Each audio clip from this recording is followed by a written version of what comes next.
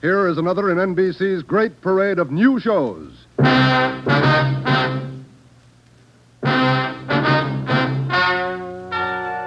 Ladies and gentlemen, the story you are about to hear is true.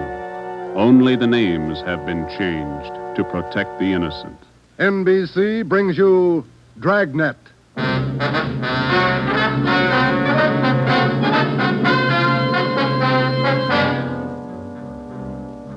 You're a detective sergeant. You're assigned to auto theft detail. In 3 months, more than 250 cars have been broken into. Property mounting well into thousands of dollars has been stolen. 2 youthful members of the gang have been apprehended.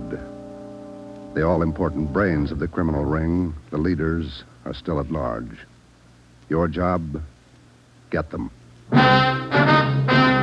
Dragnet, the documented drama of an actual crime, investigated and solved by the men who unrelentingly stand watch on the security of your home, your family, and your life.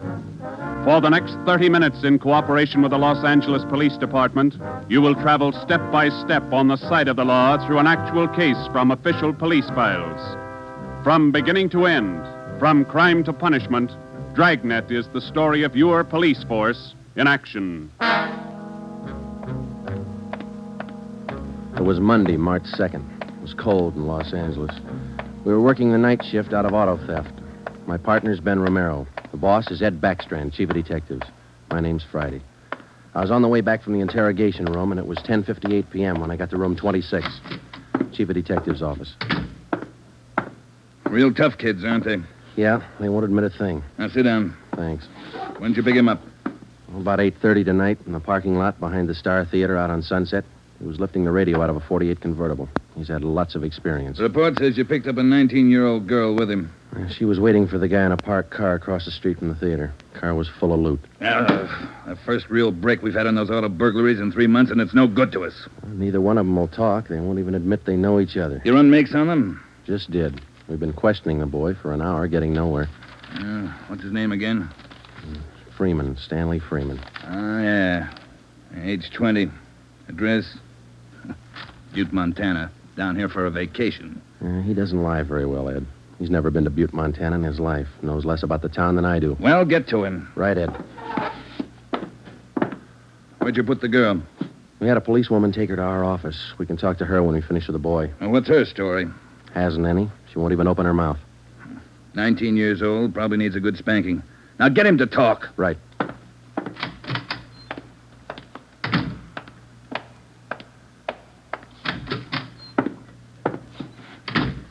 Did you run a make, Joe? Yeah, he's clean. Get wise, huh, Flatfoot? Look, you're in a bad spot, son. That kind of talk isn't going to help. Says you. We caught you red-handed trying to steal a radio that didn't belong to you from a car it didn't belong to you. Is that right? That's enough to send you to San Quentin, boy. You better give us the story. Shut up. We got all the evidence we need for him. Maybe you don't realize how serious this is. We've had more than 250 car burglaries in this city in the past 3 months. Over $200,000 worth of property's been stolen. That's a lot of money. So what? So you're the number one suspect, young fella. Your method of operation in breaking into that car tonight is the same used in most of the other burglaries. That means you're not going to be tried just for this job tonight. What are you getting at, Flatfoot? Listen, son. In the state of California, breaking into a locked car is a felony. You can go to state penitentiary for that. And we're going to file a complaint of burglary with the district attorney in the morning. You say you're from Butte, Montana. All right, I don't believe you, but we'll make sure. Ben, go down to our office and call the news photographers. Stanley here is going to have his picture on the front page of every newspaper in Los Angeles tomorrow. Right, Joe? No. You can't. I won't let you. I got my rights. What's the matter, youngster? Everybody wants his picture in the paper. Yeah, well, I don't. I won't let him. We got your picture already for him, remember? They took it when they fingerprinted you. You can't use it. You can't. I'll get a lawyer. Reporters will be over in a couple of minutes. We have to give them your story and your picture, too. This one. You won't. You won't. Give it to me. All right. Give it to All right, me. Freeman, get your hands off him. Now, sit down. All right. Now let's have it straight. Don't let him use the picture.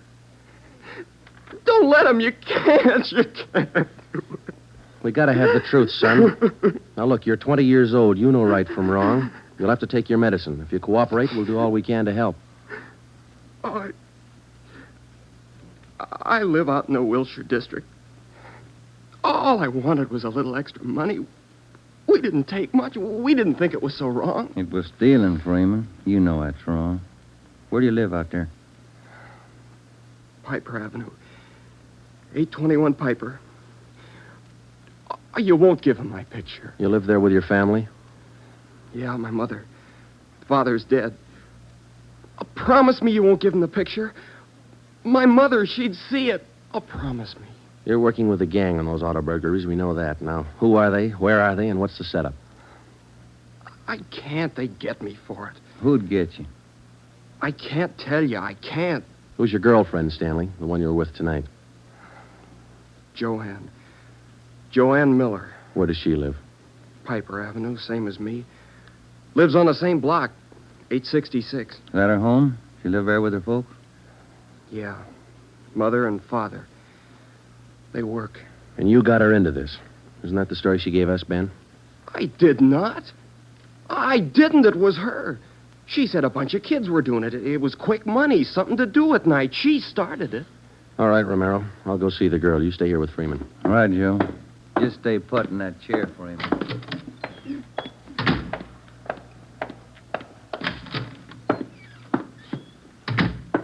Hi, Marge. Hello, Joe. You and Romero handling this case? Yeah.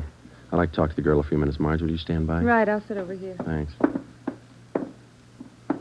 All right, miss. What's your name, age, and address? I told this lady cop 15 minutes ago I'm not saying anything. All right, then we'll tell you. Your name's Joanne Miller. You live at 866 Piper Avenue. You live with your father and mother. Both of them work.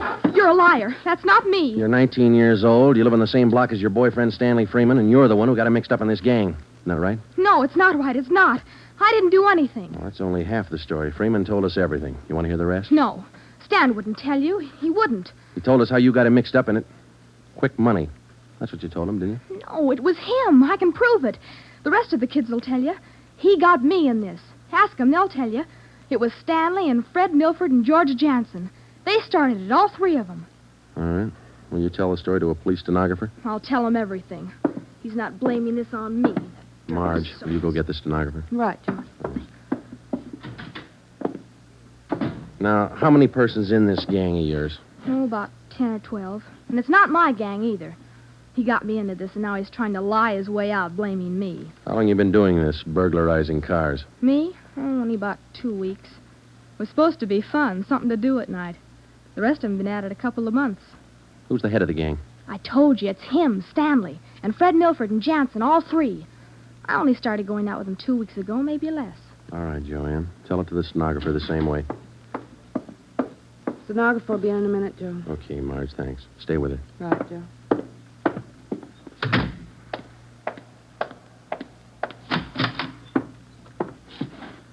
Just about a closed case, Ben. Girl gave us a full confession.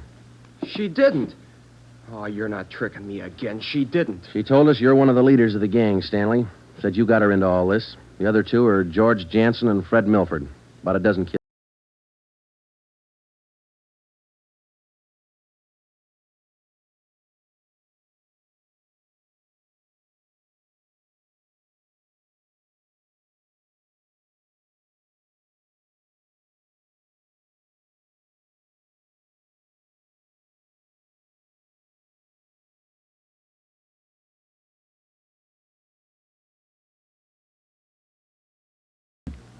Somewhere in Dogtown, I think.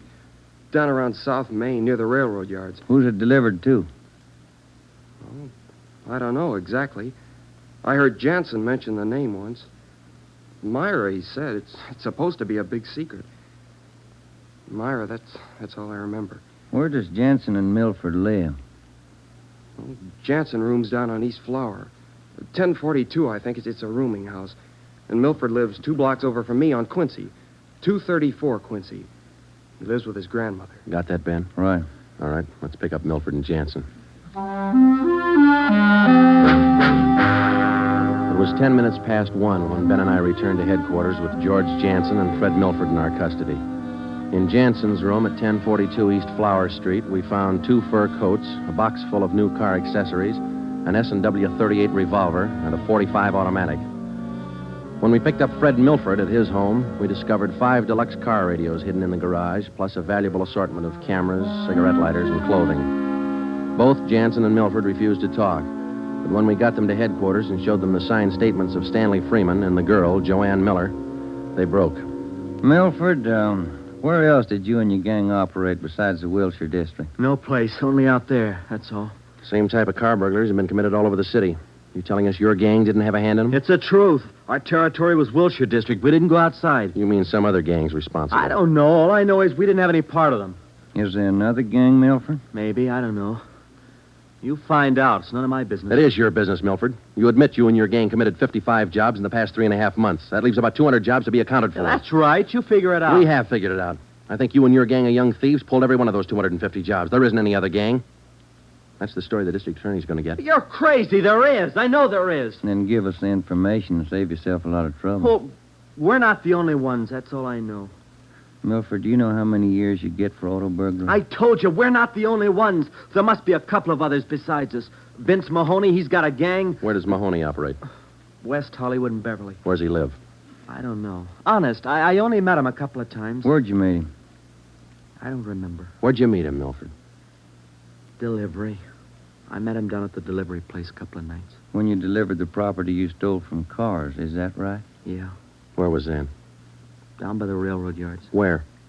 Chavez Street. It's a little alley off East Main. Who'd you deliver the stuff to? I told you her name's Myra. That's all I know. We meet her and some guy on Tuesday nights. We give them the stuff and they pay us off. Mahoney delivers the same night I do. Do you meet her every Tuesday night? Yeah. You're going to meet her this Tuesday, tomorrow night? I don't know. I guess so. Same place? Yeah. Are you the only one she deals with? Sometimes Joanne. Me or Joanne. I know what you're thinking. You want to use me to trap Myra. Well, what's it worth? You know better than that. How about it, Milford? Oh, what else can I do? Give me another cigarette. By 3:30 that morning, the signed statements and confessions were piling up fast. Milford gave us a list of the names and addresses of each member in his gang, and within an hour, they were all under questioning at headquarters. Most of the suspects, about 1/3 of them girls, ranged in age from 18 to 21. As they told their individual stories, the scope of the case grew until it covered most of the city. By late afternoon of the next day, Tuesday, March 3rd, 3 more gangs operating in Venice, Bel Air, and North Hollywood had been apprehended. They confessed to more than 175 burglaries from locked cars during the past 3.5 months. At 5 o'clock that afternoon, Ben and I met with Chief Backstrand in his office. How many admissions you have now? Over 50, Ed. Here are the gang leaders' statements. What's their story? Yeah, it's pretty much the same. They all say this woman Myra set up the operation. You mean she got the kids and put them to work burglarizing cars? Well, not exactly. She picked the leaders, contacted them in bars or on the street, asked them if they wanted to pick up some spare money getting auto parts for it. Then she didn't tell them to go out and burglarize cars. Well, not in so many words, Ed, no. After they brought in auto parts for a couple of weeks, she told them to bring her everything they could find, outside the car or inside. Those are the words she used. 5 of the kids dictated those words into their signed confession. Oh, that should hold in court. What else did you get on this woman? Oh, she taught them how to work, told them to wear gloves, all angles. Well, we got most of the small fry. Now, where do we find this Myra woman? Any description on her? Yeah. Kids say she's about 33, 34. Good-looking redhead. 5'5", about 120, well-dressed. No description on the guy she runs with. You run a make on her yet? Yeah, no previous record. We've set up a stakeout for her tonight. 2 of the gang leaders have volunteered to go along, this Milford and Vince Mahoney. Good. Down on Chavez, where she usually meets them? Yeah, that's right. When? 11:15. That's the regular time for the meet, according to the kid. All right, I'll be at home. Call me. I don't want to miss out on this one. When Ben and I left Ed Backstrand's office, we went home for dinner and a few hours' sleep. At 9:30 p.m., we were back at the office. We met the men in the special detail, which Backstrand had assigned for the stakeout that night. We briefed them on their duties, and then we got Fred Milford and Vince Mahoney out of their cells. To avoid any possible suspicion of the presence of a trap, we had Milford's permission to use his car in the stakeout. The car which he had said he had driven to the delivery meetings with the woman Myra at least a dozen times before. We arrived at the stakeout area, Chavez Alley in East Main, at 9:58. The meeting was scheduled for 11:15. The moon was out, but the sky was overcast, and there was a cold wind blowing from the east. Hey, what time you got, Sergeant? About 10. Why, Milford? Getting nervous? No, I'm just wondering. How are you cops going to rig this thing? In just a couple of minutes, we're going to plant you two in Milford's car parked up there in the alley. Now, you stay there until Myra shows up. We'll do the rest. Yeah, I know, but what'll we say? Suppose she asks for some stuff. We ain't got any. You won't need any. You won't have much time for talking. Suppose she wises up. Maybe she'll pull a gun. Maybe. Does she carry one? No, never saw her with one. Don't worry, Milford. We'll make sure you're not in danger. She's got an awful temper, that redhead. Got mad at me once when I squawked at the prices she was paying us for radios. What was she paying you, Mahoney? For an 8-tube radio, good shape, $7. She got all the gravy and you got all the grief. You're not kidding. Joe, are you? Yeah, Steve. What do you got? Well, the men are all staked out, Joe. Got the area covered from every angle. All right. You got an extra man to stay in Milford's car? I'll handle that myself. Fine, thanks. Okay. All set, Joe? Yeah. Now, Milford and Mahoney, we're going to put you two in your car now. There's going to be an officer with you, so there's no need to be nervous or afraid. You just sit in the car and act natural. When this Myra drives up, don't leave the car. Have her come to you. You got it? Sure. Okay. All right, Joe, let's go.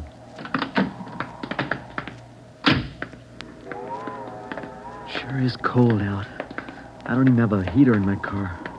You stole enough of them. Okay, Steve, here they are. All right, boys. Milford, get in first behind the wheel. Okay. Mahoney in the middle. Now I'll sit in the back. We'll be parked in that garage across the street, Steve. Got a perfect view of the alley. Okay, Ben. Check with you later. All right. Mean night, Joe. Yeah, come on.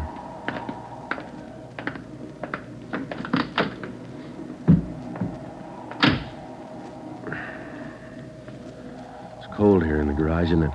Yeah. It might be a long wait. What time you got? 6 minutes past 10. Thank you.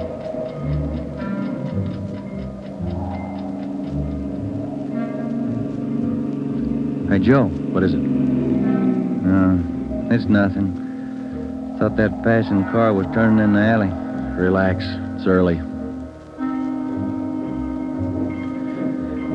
Lonely place. It's dark.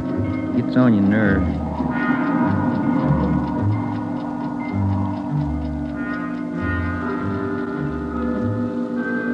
That's it, Ben. 11:30. Nothing yet. Somebody might have tipped her off. Yeah, that's what I was afraid of. Now, let's wait it out anyway. Joe, that blue coupe. Yeah, just turned in the alley. Let's go. Come on, run, Ben. Behind you. All right, young fella. Quit your fighting. What'd you get, Steve? Here he is. Just drove up in the coupe. Got out and called Milford Mahoney by their first names. He's in on it. What about the girl? No sign. Kid was the only one in the car. All right. Tell them in the stakeout's off for tonight. Have them report back in. We'll take the kid with us. Okay. All right, young fellow, this way. What do you cops think you're doing? I ain't done nothing. Look, sport, we heard that from 54 different kids yesterday. We're tired of that line. Come on. When we got back to the office, we took the boy to the interrogation room and questioned him. He gave his name as Matthew Leiter, age 21. He wouldn't break until Vince Mahoney definitely identified him as a member of his car burglary gang and the special favorite of the red-headed woman they called Myra. Then Leiter copped out and told Ben and I that he had talked with Myra as late as 10 o'clock tonight. He told us that she had heard that the police had picked up some of the gang members, and she asked Leiter to drive down to the Chavez Alley meeting place. He was supposed to tell Milford and Mahoney that the weekly delivery date was off until further notice. We questioned Matthew Leiter for an hour and a half.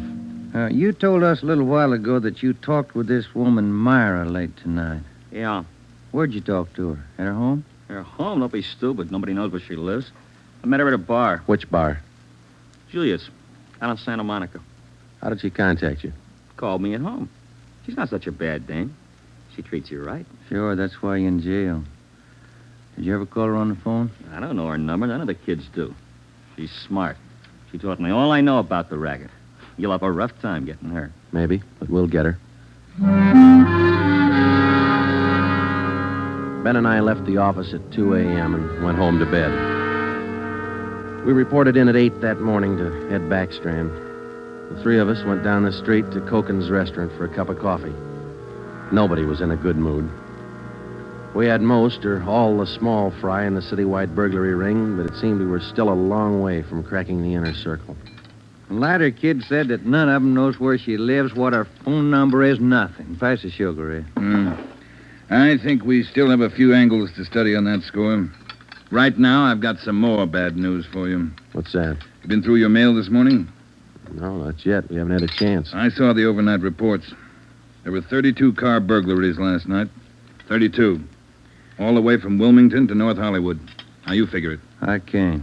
This girl Myra must have an army of kids working for her. How much did they get, Ed? Any idea? Rough estimate about $3,000. Usual stuff people are foolish enough to leave in their cars. Watches, cameras, furs, expensive clothes. M.O.'s the same? Like the others. If the car happens to have a rigid handle lock, they slip a piece of pipe over the handle for a lever and break it. If that doesn't work, they pry open the wing window. Some of the windows were smashed out. Sounds like you're in an awful hurry, Joe. Yeah, maybe this Myra wants a few big nights before she peddles the stuff and gets out. If we're going to get her, we can't waste time. Any suspects picked up last night, Skipper? None. Well, where did they hit most of the cars? Outside the Pan Pacific. The parking lot. Hockey game going on. Must have been 4,000 cars for them to pick over. They picked the best. As usual. Well, you better get on it. There's one way to handle it. What's that? She works fast. You work a little faster. We got back to the office and we went over the reports one by one. Then we called the young gang members to the interrogation room and questioned them separately and re-questioned them. We got nowhere. Many of them had met Myra on the street, in a bar, but not one of them had any idea where she lived. At least that's what they told us. Ben had a hunch that Matthew Leiter knew more than he was telling. We had him brought to the interrogation room, and all that afternoon until 10 o'clock that night, with interruptions for his meal periods, we talked with Leiter. He would admit nothing more than what he'd already told us. Yeah, it's got me beat, Joe. Yeah. Well, let's check with Ed. Good morning, Joe. Ben? Hi, Mike. Skipper in? Just went down the hall for a minute. Be right back. Hold it a minute, will you? Yeah. Chief of Detectives always handing. Yeah. For you, Joe. Oh, thanks. Hello? Yeah. He does? We'll be right over. That was Sergeant Hopkins over at the jail. Yeah? Matthew Leiter's got something to tell us. Says it's important.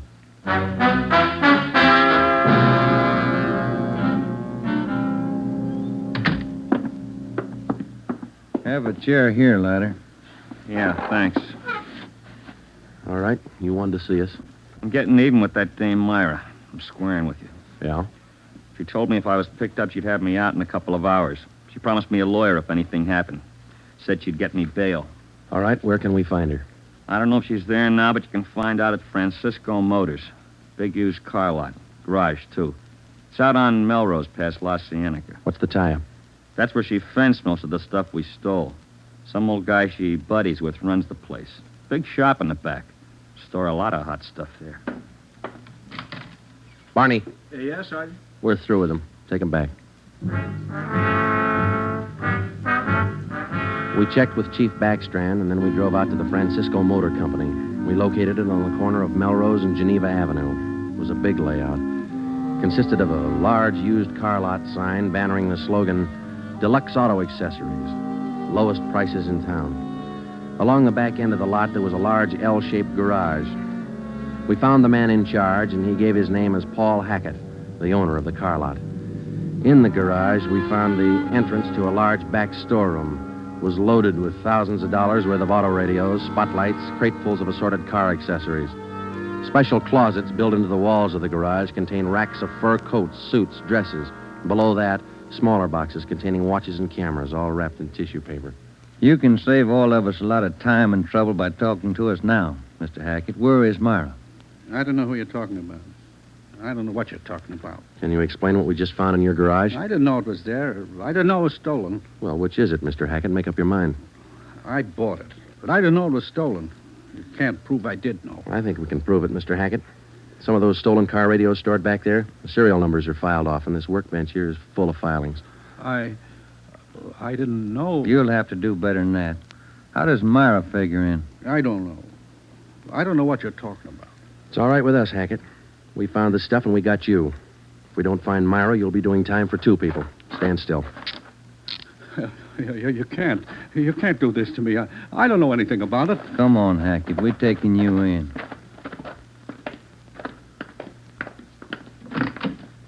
All right, get in the car. Come on, in the car. Am I going to jail? You're going to jail. All right. I'll take you to Myra. Hackett told us that Myra lived at 1345 Munich Drive in Beverly Hills. He said that he was Myra's husband. He told us that he'd been in a legitimate garage business for 10 years before he married Myra. She talked him into the racket. He identified 1345 Munich Drive as their home. When we got there, we found stores of stolen property similar to those found in the garage. Myra was not there. Hackett had no idea where she might be. We sat down in the living room and waited.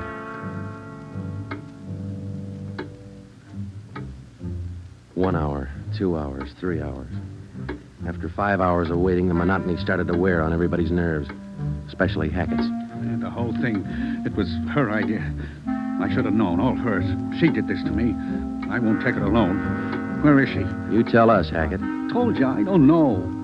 She couldn't have gone. She didn't know. I'm not going to take All right, this quiet alone. down, quiet down. That you, Paul? Thought I heard you talking to some. Who's he? The police, Myra. The police. Your smart kids told them the whole story. What are you talking about, my smart kids? What are these cops All doing right, here in the that's living... enough. Get your dirty hands off me. Get away. Kids are right, Joe. She got a Get away temper. from me. Who do you think you're... There, that ought to hold you for a while. All right, come on, you two, let's go. All right, copper. You win. Stupid husbands. How many times did I tell you? Don't trust those kids. Don't store the stuff in the garage. Don't open it for anybody. Get a lawyer. No, you knew better. Dumb jerk. The idea of having those cops camping in the living room waiting for me. Why didn't you warn me? I'm going to divorce you. That's what I'm going to do. I'll stick you for plenty. Jerk. All right, inside you two.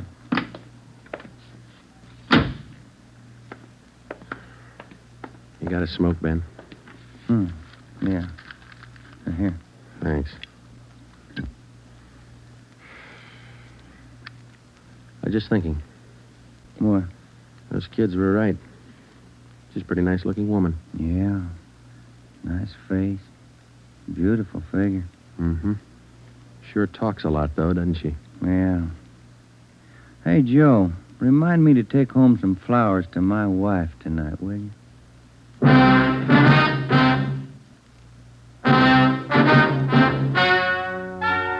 The story you have just heard is true. Only the names were changed to protect the innocent. Paul and Myra Hackett were tried and convicted on 7 separate counts of receiving stolen property. They are now serving out their sentences in the state penitentiary. Realizing that most of the young persons involved in the case were influenced by the strong personality of Paul and Myra Hackett, a separate investigation was made into the backgrounds and home life of the young offenders. In most cases, they were found to be basically good, and they were placed on probation and returned to their homes.